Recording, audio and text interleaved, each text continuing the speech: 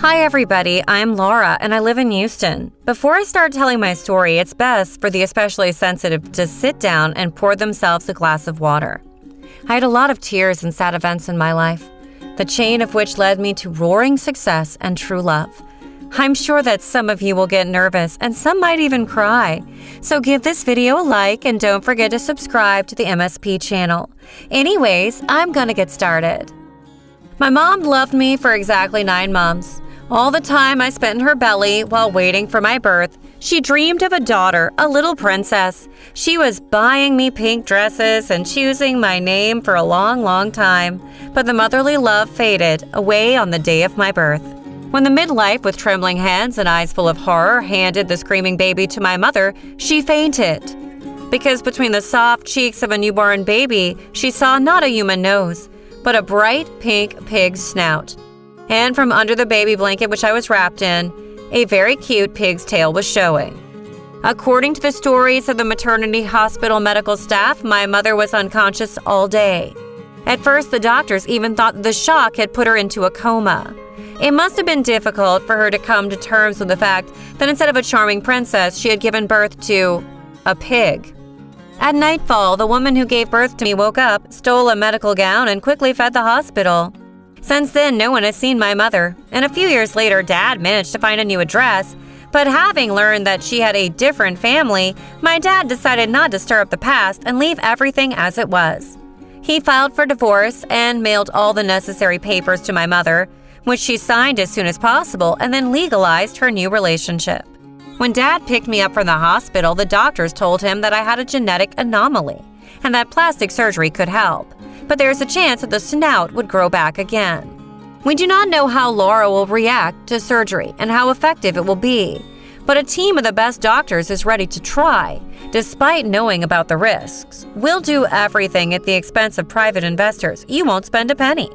This has never happened in the history of modern medicine. It's an unprecedented event. Just imagine after the experimental surgery, your daughter will be famous. And all you have to do is simply sign here and here, the doctor said to my dad in a sugary voice and rubbed his hands with satisfaction. Wait, it says here that the medical staff is not responsible for the consequences that I've been warned about. Even if my child dies under your scalpels? No! I will not give my baby to be torn apart to the slaughterers in white coats who dream of fame and money. My father shouted, grabbed me under the arm, and ran out of the maternity hospital and slammed the door loudly. Dad loved me very much and called me a little princess despite my appearance. Laura, the way you look is not a curse, but a gift. Do you hear me? Never be ashamed of yourself, and be sure when you grow up, you'll meet a person who will see your kind heart and will love you. For this person, you'll be the most beautiful girl, my dad often said. More than anything, my father was sad because I didn't know what a mother's love and affection felt like. He dreamed that I would grow up next to a wise and kind woman who would take care of me and give me warmth and tenderness that my own mother wasn't capable of. When I was 6, my father got married for the second time. On the day we met, my stepmother acted as if I looked no different from other children. This woman tried to be nice to me, but to be honest, she wasn't good at it. Her own gaze was betraying her as she drilled me with her cold and prickly eyes, although her thin, flat lips twisted into a sweet smile, imitating friendliness and amiability. Since our family had grown bigger, Dad had to make more money. He was a biologist and started leaving for expeditions that lasted a long time. My stepmother and I were left alone. During the first years of our lives together, she didn't bother with me much. I didn't go to kindergarten. It was assumed that my dad's new wife, who didn't have a job, would look after me. But of course, she paid no attention to me.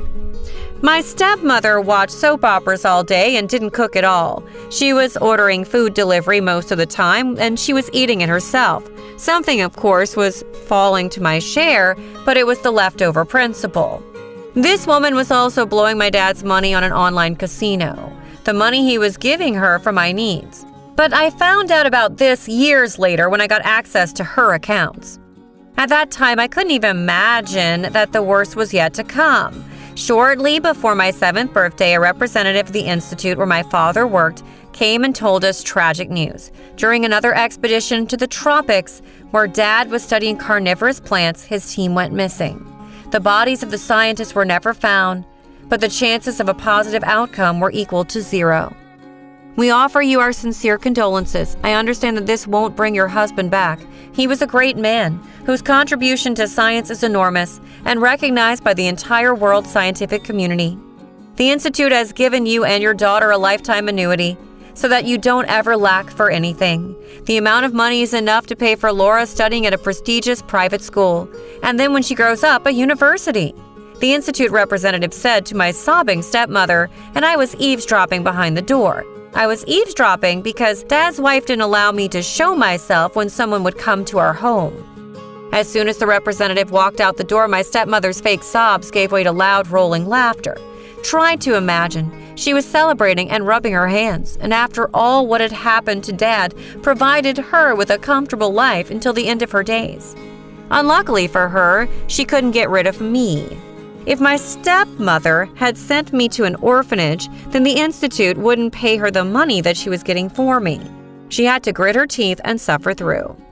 Over time, she stopped hiding her true feelings for me, disgust and anger. She told me to move to the basement, but allowed me to move freely around the house. I took on the role of a free housemaid and kitchen maid.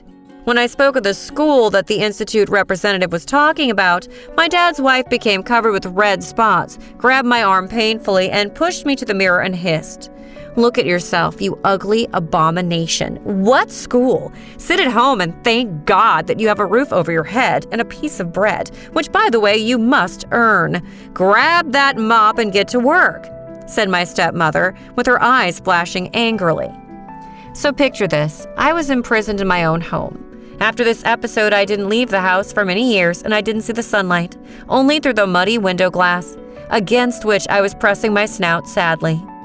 I taught myself to read, and when my stepmother would go about her business, I would spend hours in my father's library. Guys, I've lost count of the years, and I was very surprised when this evil woman remembered my 17th birthday and presented me with an iPhone. Wow, it turns out that something human and kind was still living in that stone-cold heart. The phone changed my life. I mastered the camera and learned to take photos. When I was looking at my selfies, I burst into tears. Perfect facial contours, delicate skin, elegant eyebrows and huge eyes. Oh, I would be so beautiful if I had a human nose. But when I covered the lower part of my face with a silver cloth, hiding the snout, and took another photo, I really liked myself. I felt like an Eastern princess. Shahrazad! Then I opened this app on my phone. Then I didn't even understand that it was TikTok, which even little kids know about. My hands just went on and created an account and uploaded the photo where I covered my face. I called my page The Magic Tales of Shahrazad. I started coming up with stories and recording videos of myself covering my face with a cloth, of course. These were stories of love, friendship, and adventure, everything that was inaccessible to me in captivity. And with my appearance as well. But I felt like I was actually living through all those things, that I was telling a fairy story. When I posted my first videos, I didn't even think that someone would see them. And I was so surprised when enthusiastic comments began to appear under my stories. People admired not only the exciting plot, but also my speech and eyes. The author has a divine voice and impeccable facial features. I read under the videos many times, blushing shyly. And now imagine that in just a few weeks after I started posting on my account, almost 5 million people had subscribed to me. Can you hear me clearly? 5 million! But that was just the beginning. The cherry on top of my success was the comment from the famous TV host Tim Rogers, who invited me to a casting. He was looking for a co-host of his new youth television project. "Hello, Shahrazad! You're charming, and the timbre of your voice and the skillfulness you use can't really be envied. I'm looking for a co-host, and I sense a lot of potential in you. Do you want to try? The selection round has 3 stages. Tomorrow's the first one, and if you don't come, I'll be very upset," Tim wrote in a friendly manner. A few minutes later, I was screaming with delight, and then sobbing in pain and disappointment. How could I go to the casting with a pig snout instead of a nose? But then I had a brilliant idea. I wrote to Tim and said I was ready to accept his invitation on one condition, that I will remain the anonymous Shahrazad with my face draped with fabric. And who I really am will remain forever a mystery. To Tim asking what is the reason, I convincingly lied that I came from a very religious family and women of our kind never reveal their faces outside the home. Basically, Tim didn't mind and said that the covered face would create additional intrigue for his audience. Another problem was sneaking out of the house for casting. But on the day of the selection round, my stepmother went to the beauty salon, where she usually stayed until the evening. The next problem was the door lock, but I dealt with it easily. I once found my dad's old set of keys, and that was the time to use them.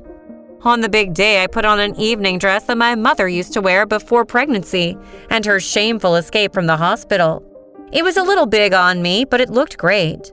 And it hid the lower part of my face with a silvery cloth, easily opened the front door with the key, and for the first time in many years, I stepped outside freely. Bright sunlight hit my eyes. I took a deep breath of fresh air and closed my eyes in bliss.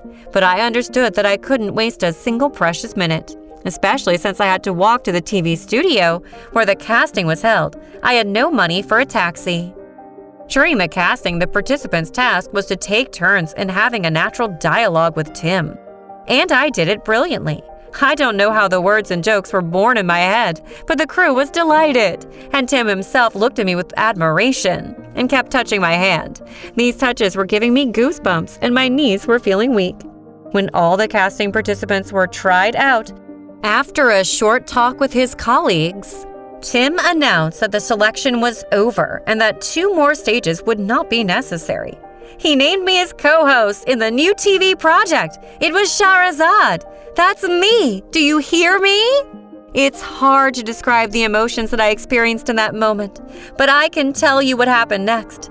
That day, Tim waited for me near the studio and offered me a ride. I agreed to get into his car. His eyes were glowing, and his face was so close that I felt butterflies in my stomach. "I don't even know what your real name is," my co-host began shyly.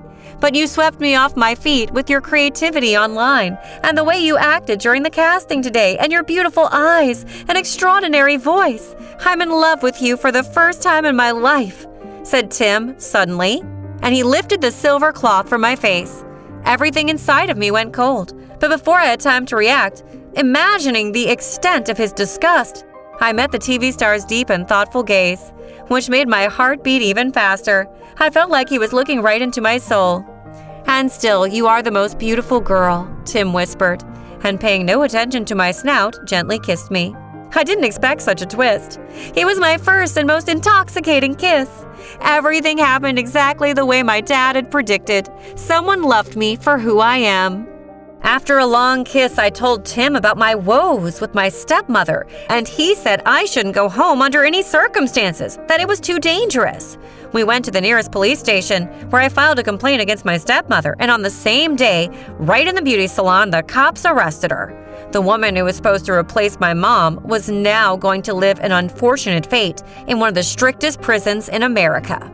And Tim and I worked on a successful TV project for several seasons in a row, and even got married live on the last episode. The white veil, just like the silver fabric, hid the features of my face from the audience. Tim became the most caring and loving husband, and when I was alone with him, I wasn't ashamed of my defects at all. But the most interesting thing happened later. Gradually, the tail and snout started to magically dry up, and they fell off completely one fine morning. And on my face, instead of a snout, there was an actual human nose. I get it, it's hard to believe. You probably say it's one of those TikTok fairy tales, and I'll answer that. This is the reality of my life. Look at my face. Tim's love made a real miracle.